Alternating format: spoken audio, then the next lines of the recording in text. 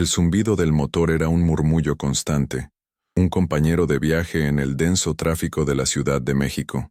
Elena conducía con la pericia que solo dan 68 años de vida. Sus nudillos, marcados por el tiempo, se aferraban suavemente al volante de cuero. La tarde caía, tiñendo el cielo de un naranja polvoriento que se colaba entre los edificios. Su mente vagaba, como solía hacerlo en esos trayectos, hacia su hija, Sofía, su única hija. El centro de su universo, desde que su amado esposo, Roberto, se había marchado hacía ya una década. Pensaba en la cena que le prepararía, en el postre sin azúcar que Sofía tanto disfrutaba, un pequeño acto de amor materno contra la vanidad de su hija por mantenerse en forma. La conexión Bluetooth de su auto, un lujo silencioso que Roberto había insistido en instalarle antes de partir, interrumpió sus pensamientos con un pitido agudo. En la pantalla del tablero apareció el nombre, Sofía. Elena sonrió. Era como si la hubiera invocado con el pensamiento. «Hola, mi vida. ¿Ya vienes en camino?», preguntó con la voz cálida que reservaba solo para ella. Pero la respuesta no fue la que esperaba. Lo que salió por los altavoces del coche no fue la voz clara y melodiosa de su hija, sino un sonido gutural, entrecortado por la estática y el pánico. Un sollozo ahogado. «Mamá, mamá, ¿me escuchas?». La voz era de Sofía.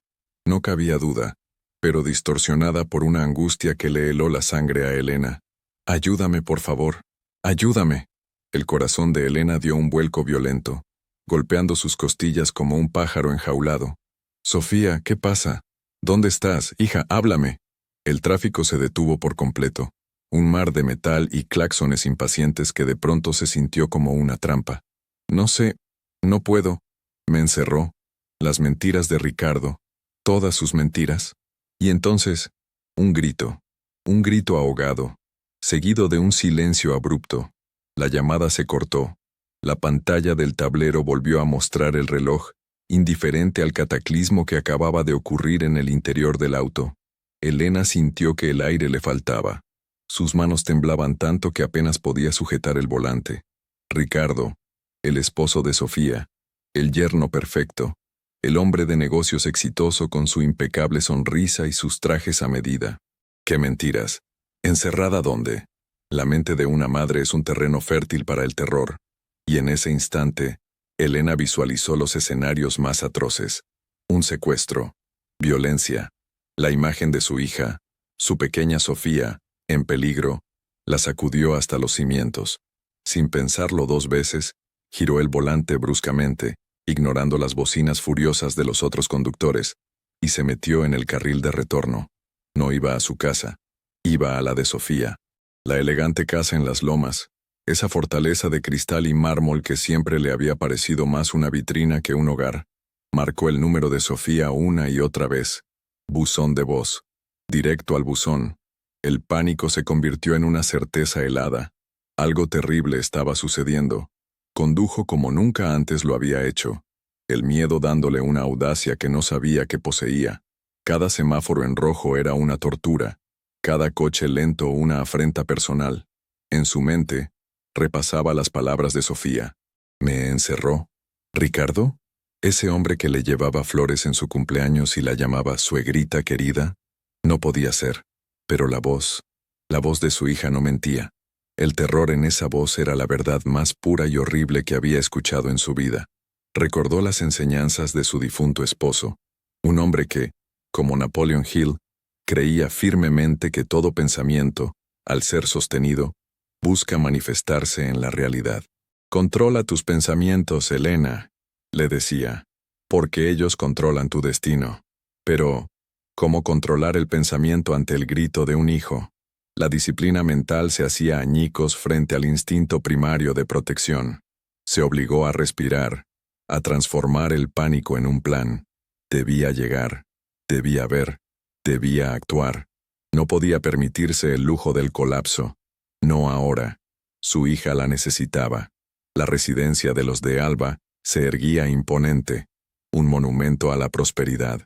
Elena usó su propio control para abrir el portón eléctrico, un privilegio que Ricardo le había concedido, para que viniera cuando quisiera. Estacionó el coche de cualquier manera, sin siquiera apagar el motor, y corrió hacia la puerta principal. Usó su llave.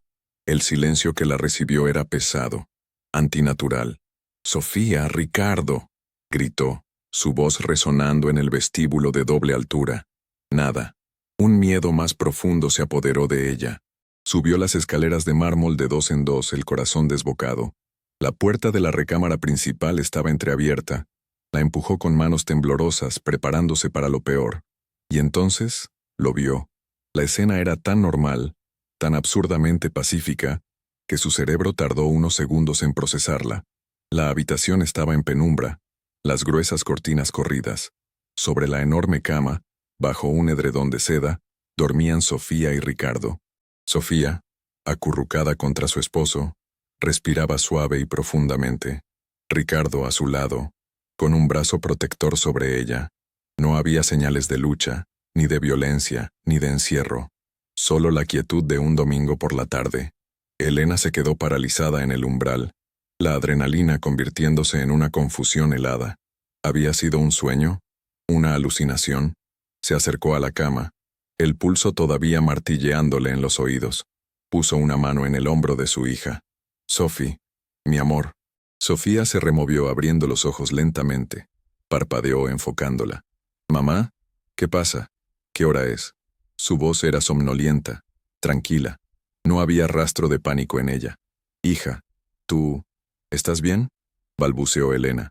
Ricardo también comenzó a despertar. Se incorporó sobre un codo confundido. «Elena, ¿sucedió algo?». Elena los miró, su mente en un torbellino. La llamada. «Sofía, me llamaste. Estabas gritando. Pedías ayuda. Decías que Ricardo te había encerrado». Sofía frunció el ceño, ahora completamente despierta. Miró a Ricardo y luego a su madre. «¿De qué hablas, mamá? No te he llamado». Estaba dormida. Tomó su celular de la mesita de noche, revisó el historial de llamadas. «Mira, la última llamada que hice fue a la oficina, a mediodía». Elena tomó el teléfono, sus ojos recorriendo la pantalla. Era verdad. No había registro de ninguna llamada a su número.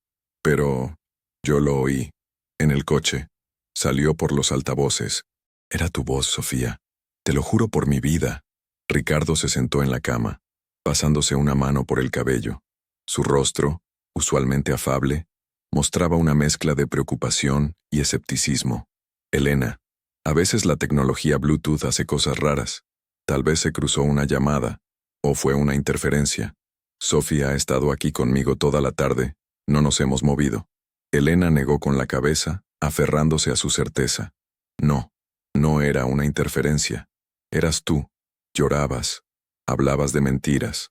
Sofía la miró con una expresión que Elena conocía bien, la que usaba cuando pensaba que su madre estaba exagerando. «Mamá, creo que estás muy estresada últimamente. Tal vez te quedaste dormida un segundo al volante y lo soñaste. Por favor, no te preocupes. Estamos bien, ¿ves?». Se acurrucó de nuevo junto a Ricardo, quien le pasó un brazo por los hombros, formando una barrera protectora. Una barrera que por primera vez a Elena le pareció siniestra. Ella no lo había soñado. La voz de su hija, quebrada por el terror, estaba grabada a fuego en su memoria, y mientras miraba a la pareja perfecta, acurrucada en su cama de lujo, una certeza fría se instaló en su corazón. Algo estaba terriblemente mal. La pesadilla no era el grito en el teléfono. La pesadilla era esa calma antinatural. Los días siguientes se deslizaron en una niebla de cortesía tensa.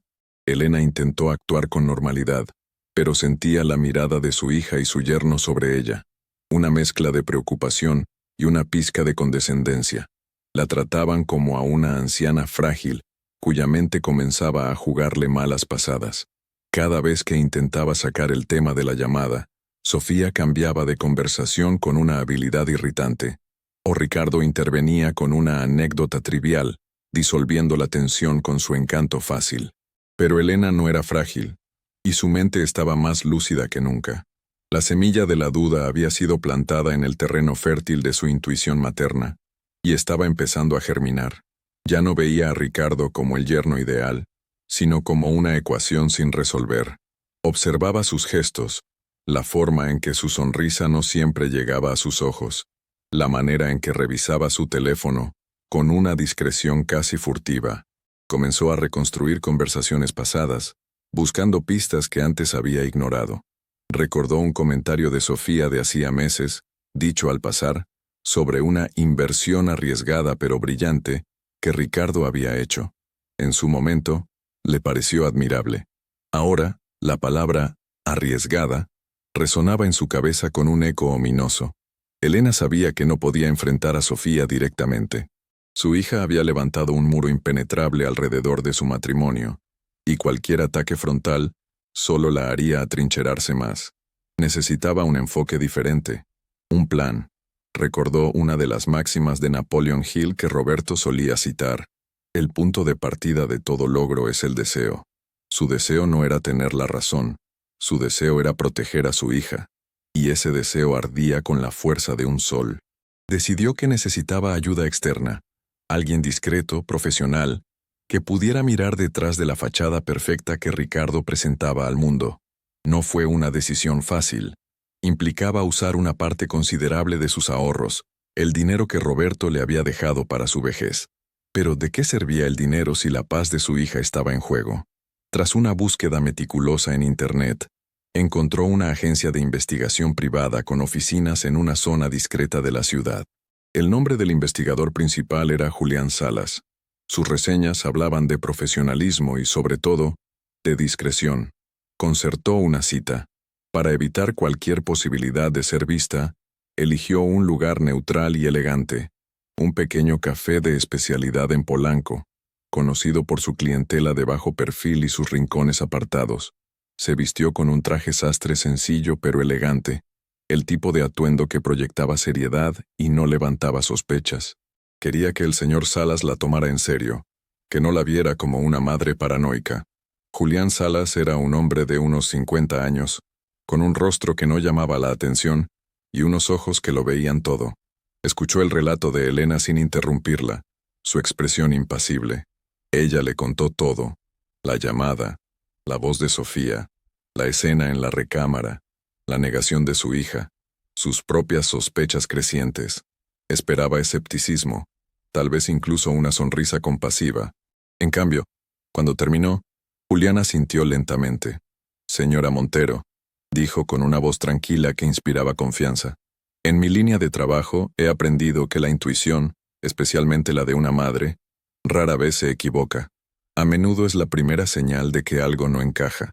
Las palabras de Julián fueron como un bálsamo para el alma atribulada de Elena. Por primera vez en días, alguien no la miraba como si estuviera perdiendo la razón. «Quiero que investigue a mi yerno, Ricardo de Alba, sus negocios, sus finanzas, sus movimientos. Quiero saber si hay algo que no debería estar ahí». Julián sacó una libreta. «Necesitaré toda la información que pueda darme. Nombres completos, fechas de nacimiento, direcciones de su casa y oficina, nombres de sus empresas». Elena estaba preparada. Le entregó un sobre con todos los datos que había recopilado. «Una cosa más, señor Salas. Esto debe ser absolutamente confidencial. Mi hija no puede enterarse. Si ella supiera que estoy haciendo esto, me odiaría». Julián la miró directamente a los ojos. «Mi trabajo es ser invisible, señora Montero. Usted es mi cliente. Mi lealtad está con usted». Acordaron los honorarios. Elena extendió un cheque por el anticipo sin vacilar. Era una suma considerable, pero al firmarlo, no sintió arrepentimiento, sino una extraña sensación de poder. Estaba tomando el control. Estaba convirtiendo su miedo en acción. Mientras salía del café y caminaba bajo la sombra de los fresnos de Polanco, sintió que un peso se levantaba de sus hombros. Había puesto en marcha un plan. Ya no era una espectadora pasiva de su propia angustia. Se había convertido en la estratega de su propia batalla. La batalla por la verdad. Y estaba dispuesta a llegar hasta el final, sin importar lo que descubriera en el camino. Los siguientes días, Elena se sumergió en una dualidad agotadora. De cara al mundo, y especialmente a Sofía, era la madre cariñosa de siempre.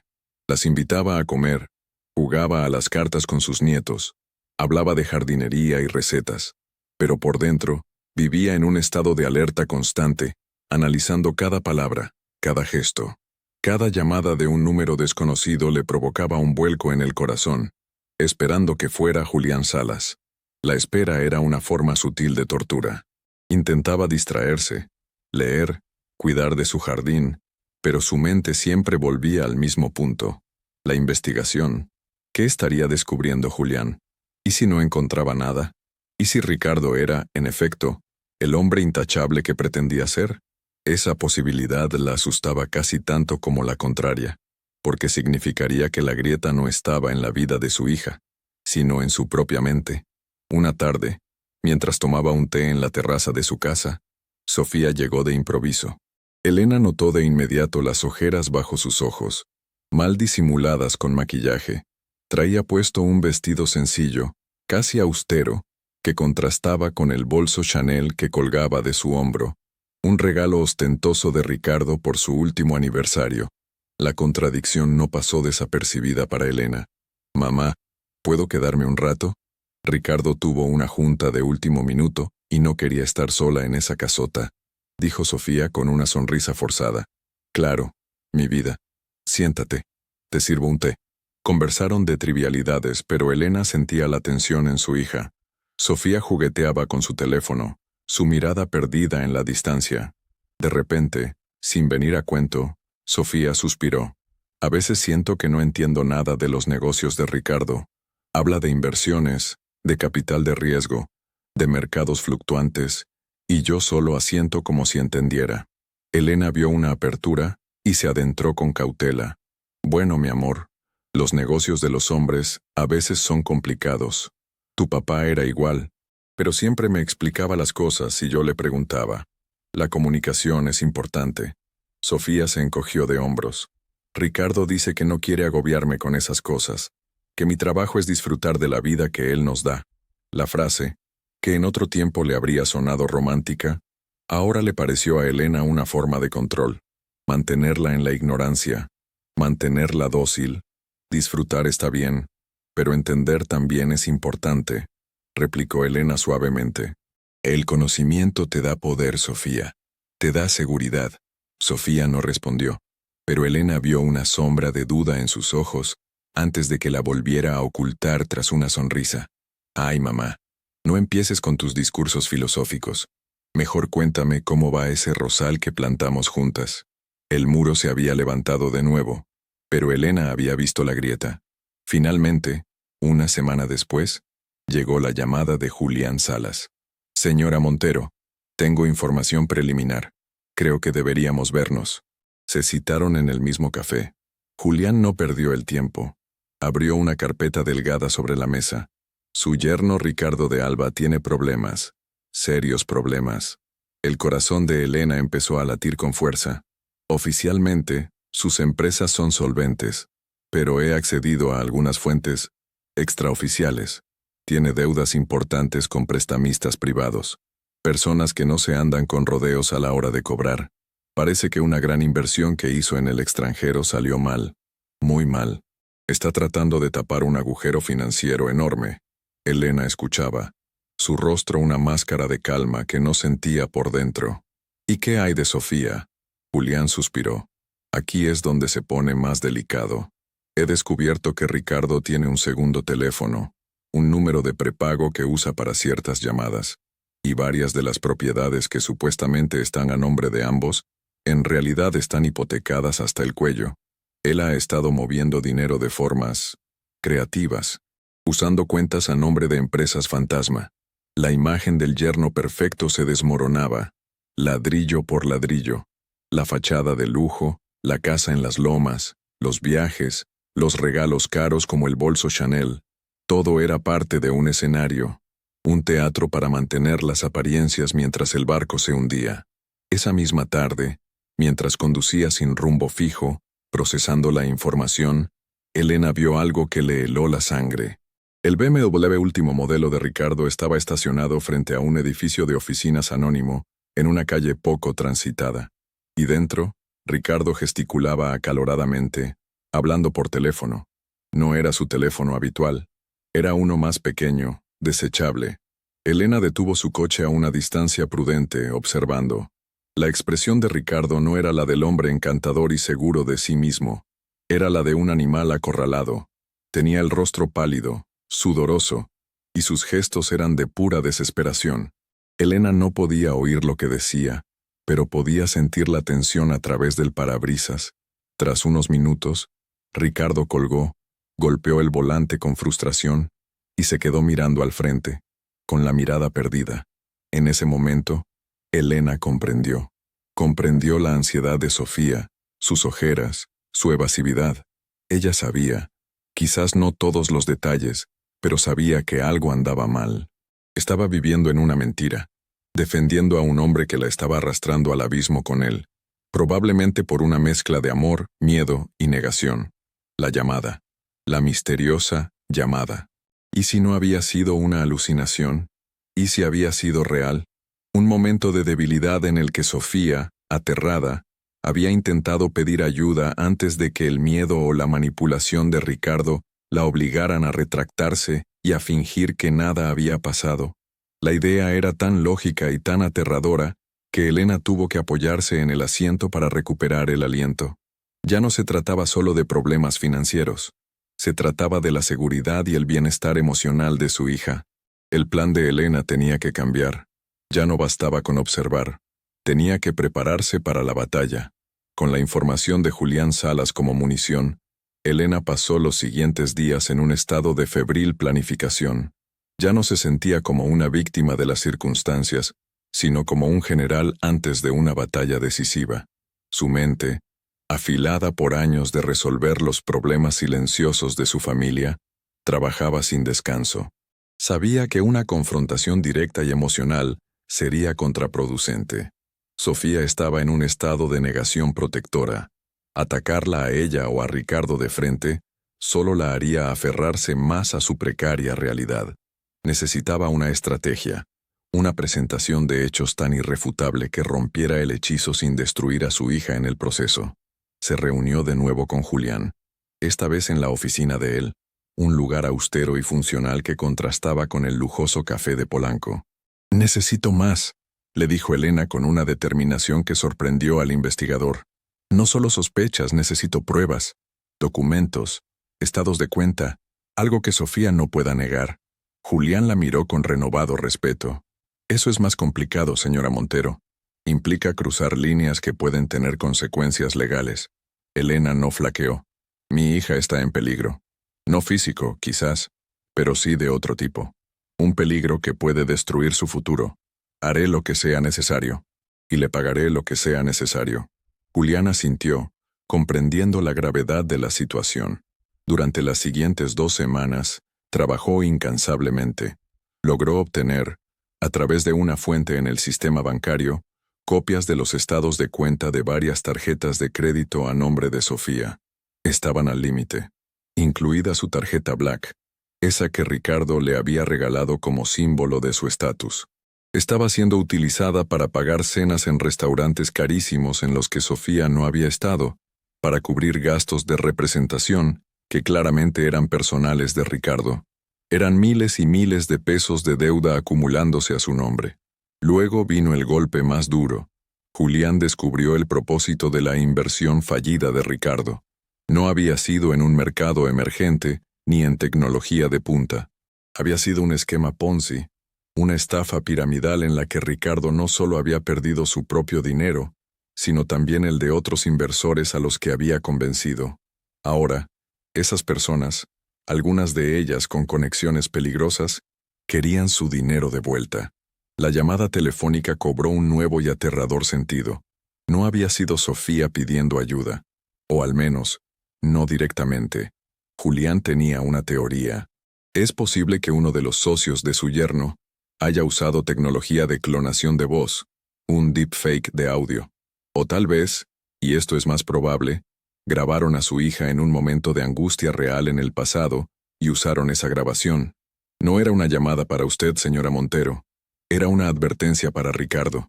Una forma de decirle, sabemos dónde vives, sabemos quién es tu esposa, podemos llegar a ella.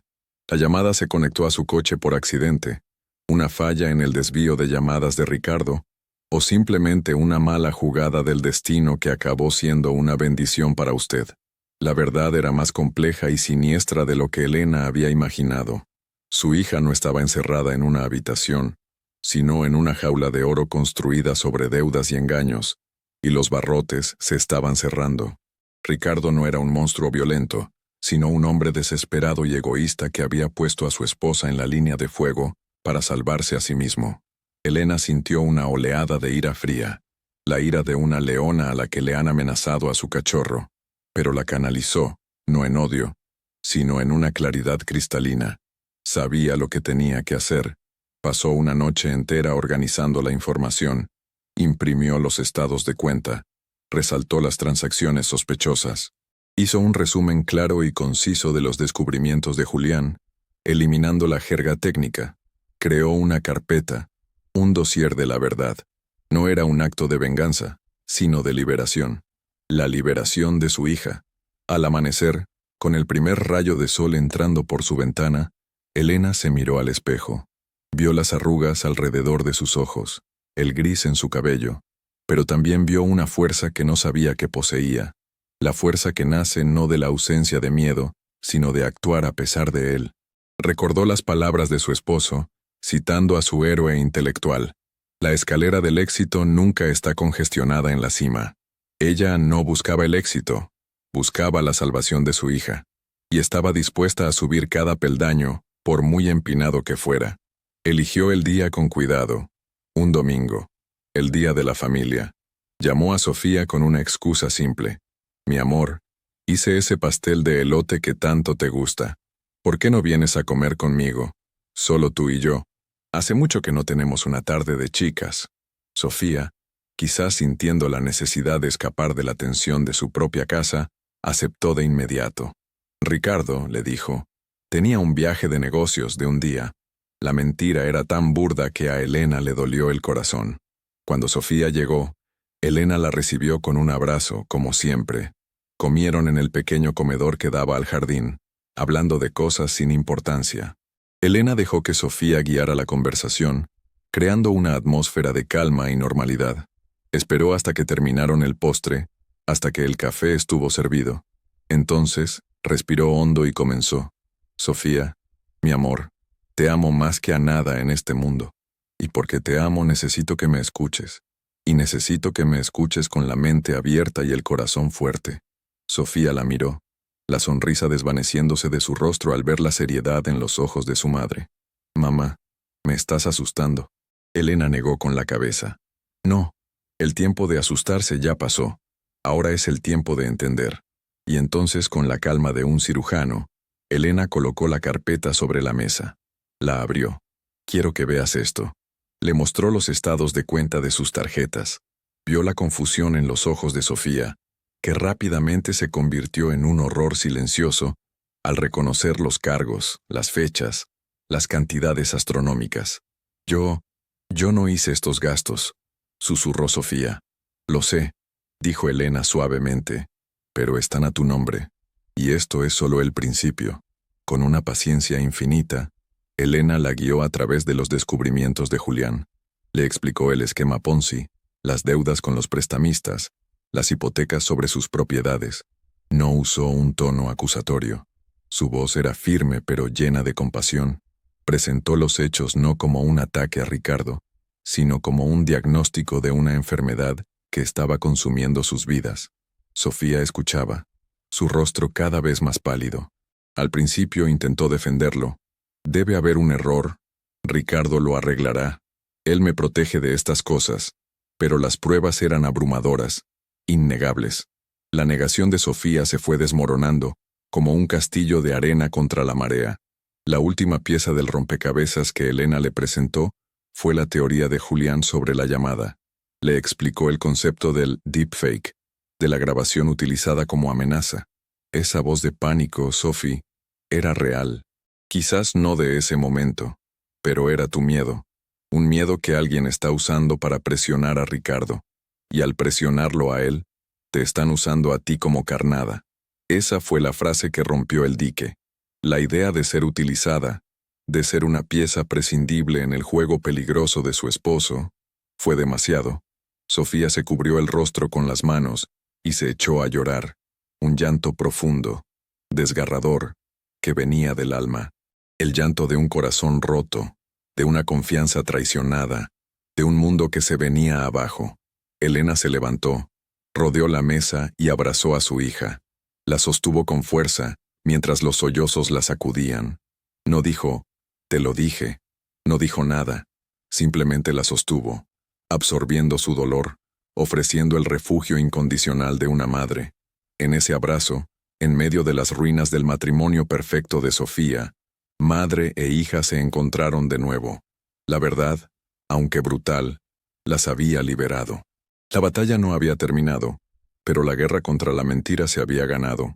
Ahora, juntas, tendrían que planificar cómo sobrevivir a las consecuencias. El llanto de Sofía fue largo, una tormenta de dolor y traición que pareció limpiar el aire.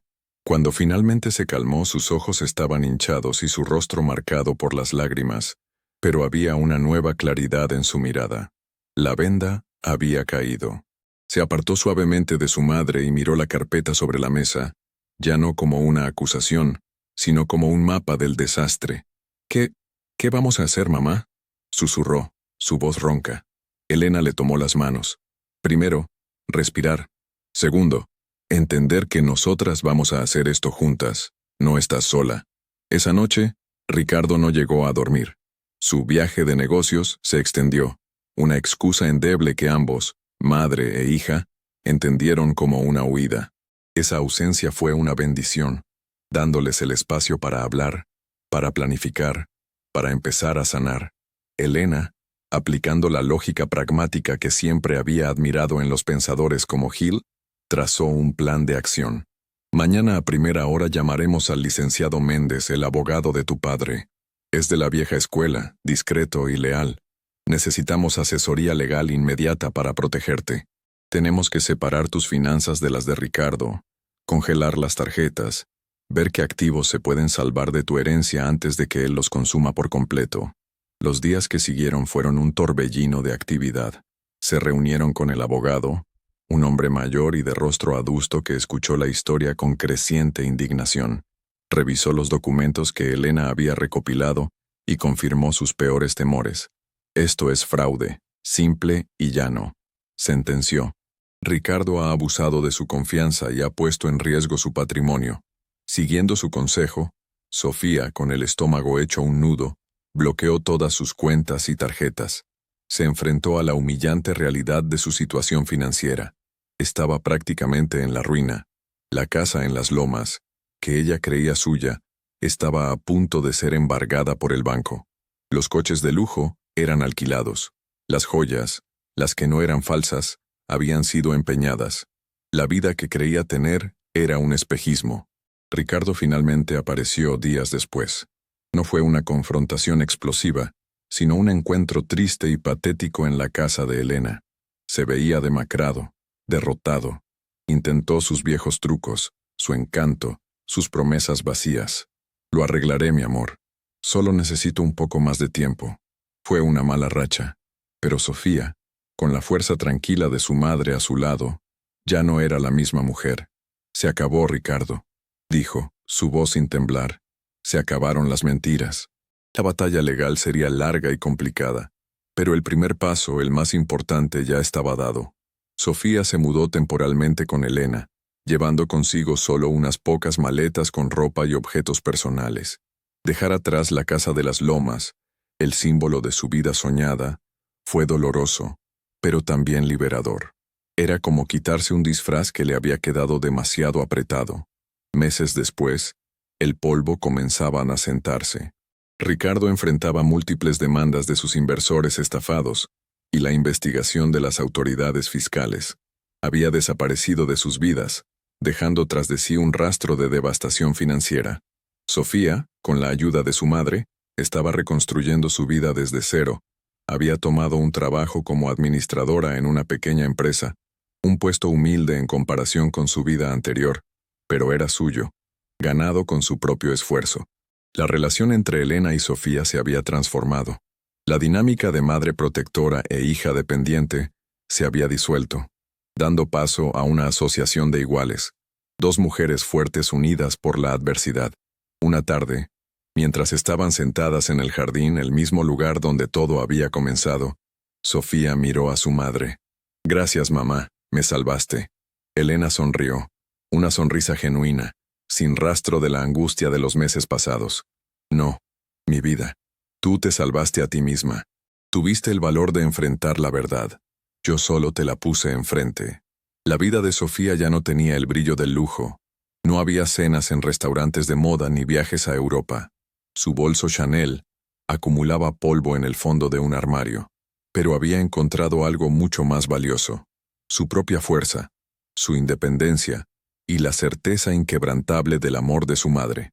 La llamada de auxilio que había iniciado todo, ese grito distorsionado en el altavoz del coche, había sido una extraña bendición.